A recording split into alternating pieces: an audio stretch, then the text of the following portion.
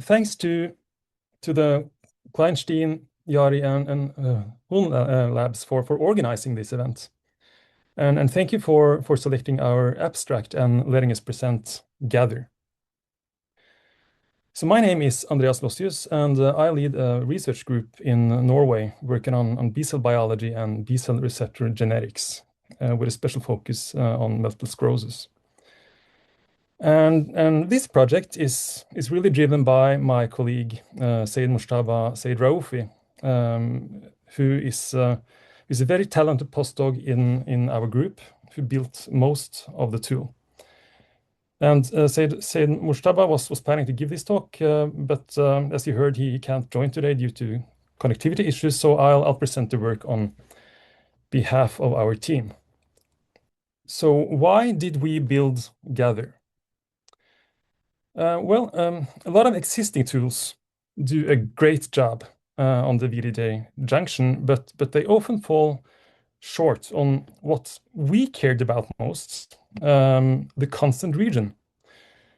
So the constant region has often been treated as relatively invariant, so many workflows prioritize CDR3 accuracy.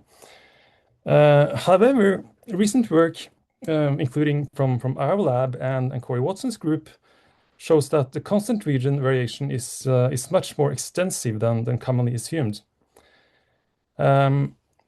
And this matters in practice. So if you only recover a short piece of a CH1, you may be able to call the isotype, but you often can't reliably resolve the subclass or allelic variation. And constant region completeness also matters because the heavy chain transcript isn't always the same molecule. So when B cells are activated and differentiate into antibody secreting cells, the 3' ends of the transcripts are spliced differently, producing a secreted isoform in addition to or instead of the membrane-bound isoform of the BCR transcripts. So better C region coverage gives you a stronger isotype subclass calls. It supports allele level analysis, and it helps distinguish biologically meaningful isoforms. The second motivation we had to build GATHeR was performance in naive and memory B cells. So many tools do great in antibody secreting cells, where immunoglobulin transcripts dominate the mRNA pool. However, in naive and memory B cells, we know that immunoglobulin transcripts usually make up a small fraction of the total mRNA, which means that the coverage is sparse and assemblies fragments more easily. So we wanted a method that remains robust when the immunoglobulin signal is weak. So what is GATHeR? GATHeR reconstructs paired heavy and light chain transcripts, aiming for full-length sequences, including the constant region, whenever the reads are there to support it. So GATHeR works with full-length single-cell protocols like Smart-Seq 2 and 3, and it also runs directly on 10x Genomics 5' gene expression libraries. So you don't need kind of a separate VDJ enrichment library to assemble the BCRs in the 10x Genomics 5' gene expression dataset. Under the hood, GATHeR uses a compacted de Bruijn graph approach. And GATHeR has its own assembler, but it also, in addition to that, it also uses the RNA spades. And RNA spades is very useful for cases with low coverage or when we find multiple isoforms of the BCRs. So in the end, GATHeR outputs annotated BCRs that you can take straight into downstream analysis.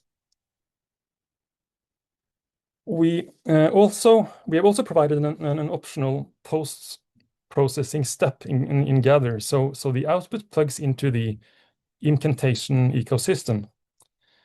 So GATHeR runs IGBlast and produce change O style tables. And if you want clonality, you choose the clonality flag to assign clones, and then GATHeR uses Dowser with IGFIML to build and plot those lineage trees.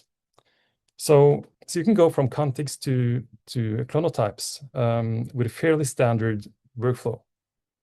In addition, the post-processing step annotates the constant region exons against the IMGT reference sequences.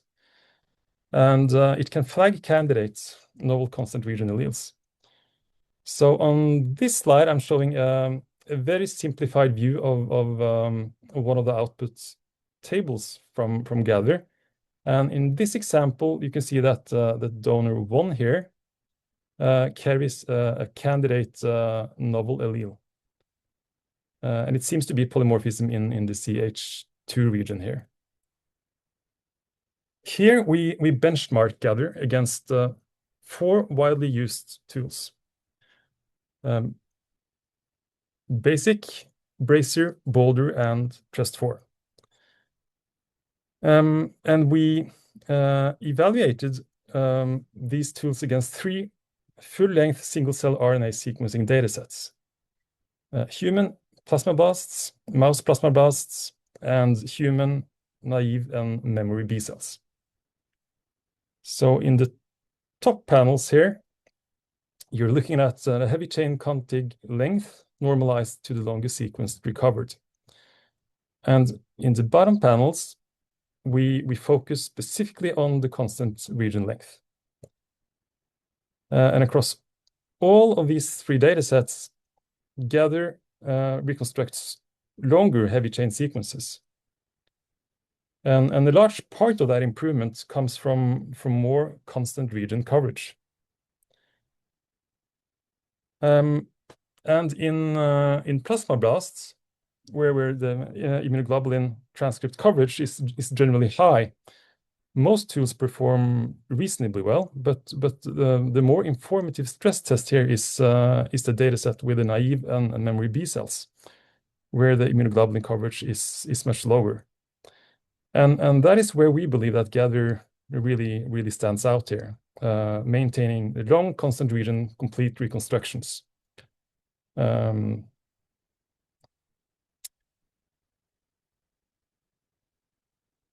So this panel zooms in on dataset 3 with naive and memory B cells.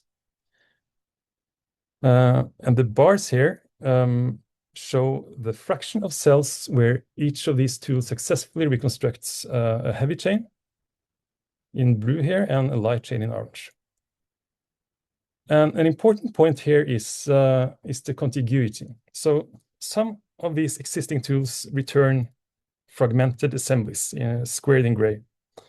So in these fragmented assemblies, the variable region and the constant region are recovered as separate pieces rather than one continuous transcript.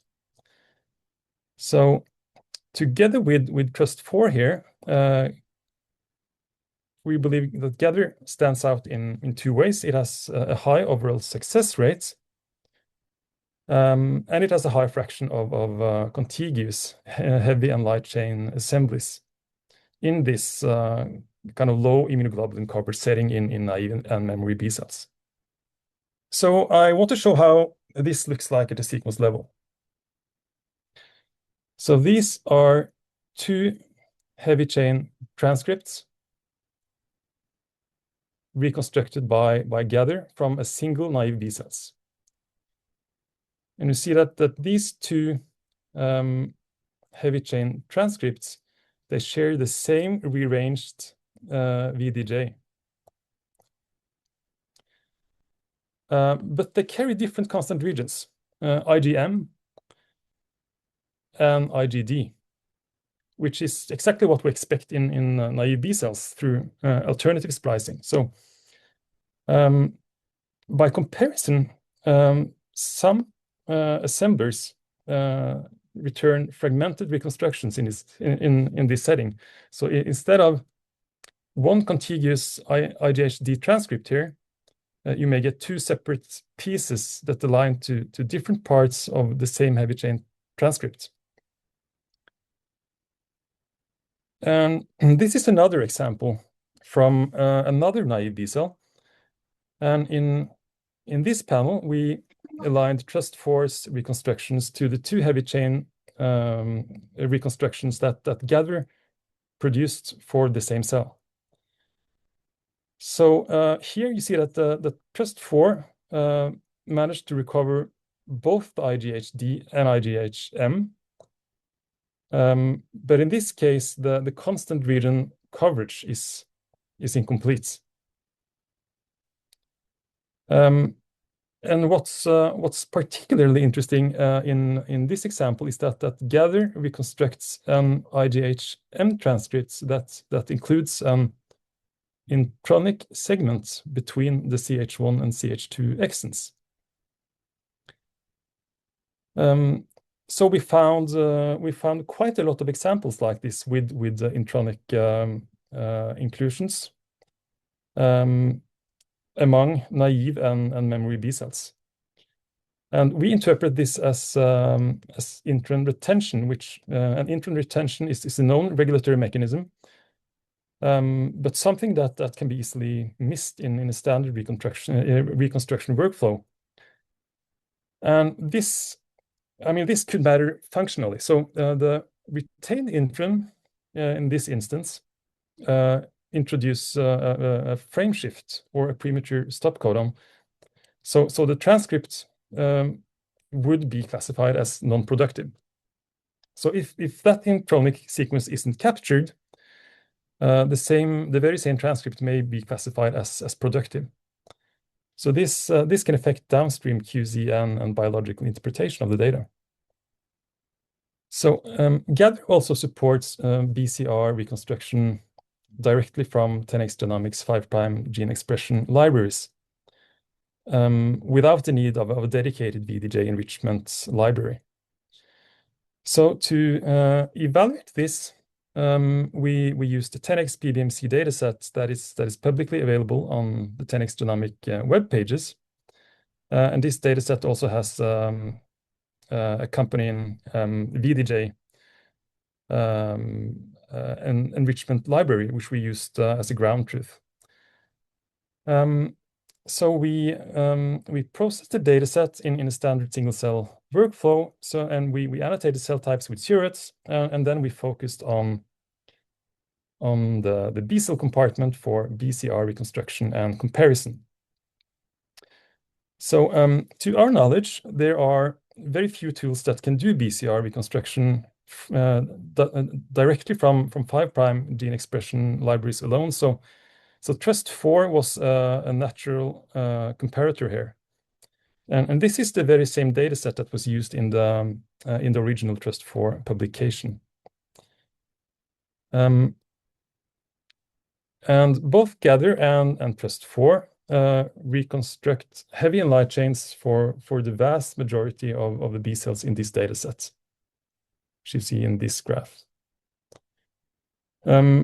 So when we look at the length of the reconstructed transcripts here, GATHeR tends to produce slightly longer assemblies than Trust4. And in some cases, the length of these assemblies are approaching the VDJ library from 10x Genomics.